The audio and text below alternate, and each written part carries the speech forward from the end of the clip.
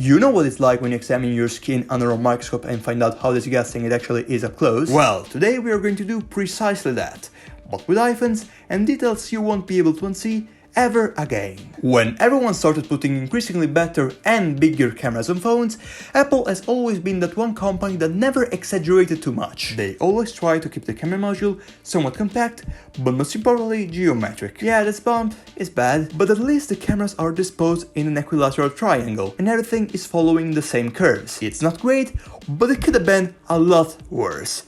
And many other manufacturer solutions where, in the various mock-ups that accessory makers used to create their cases for the iPhone 13 Pro, there was this very ugly detail.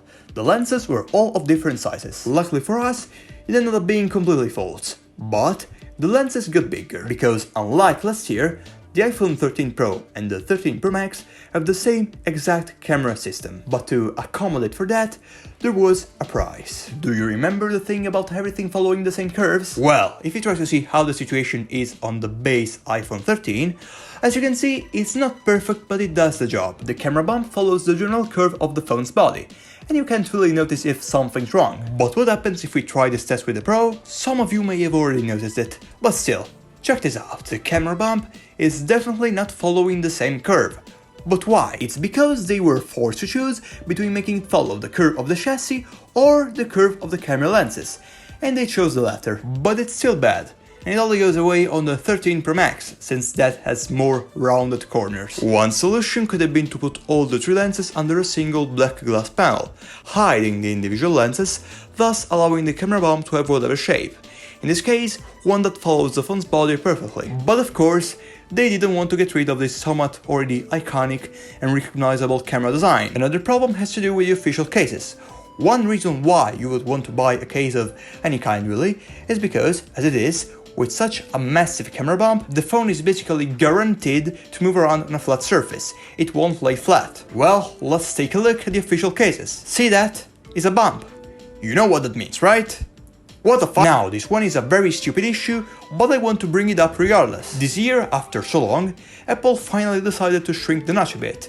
It takes less space horizontally, but it also got ever so slightly taller. Which means, if you want to watch an 18:9 video, even if you do not zoom in to fill the whole display, the notch will keep you company. It will barely be visible, but it will be there. Also, Apple. This would have been the perfect year to finally reintroduce the battery percentage up here, but whatever, I guess. Now let's talk about colors.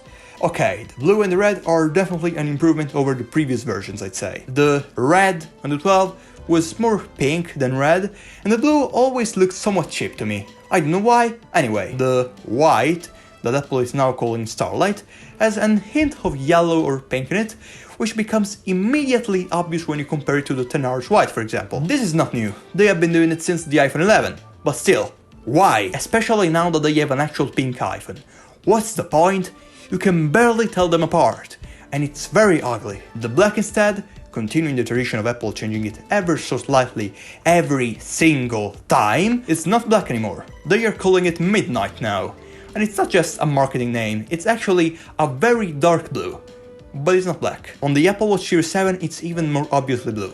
I really don't get the point. You thought I was done complaining about the camera design? Nope, there is still one more first world problem that you won't ever be able to unsee. I say that for how big and bulky that camera module is, at least the cameras are in a perfect equilateral triangle. They are perfectly equidistant from each other. Well, that's actually not true. If we try to make a triangle out of this lens's center, here's what we get. The rightmost lens is actually somewhat more distant from the others than they are from themselves. And why is that? I honestly have no idea.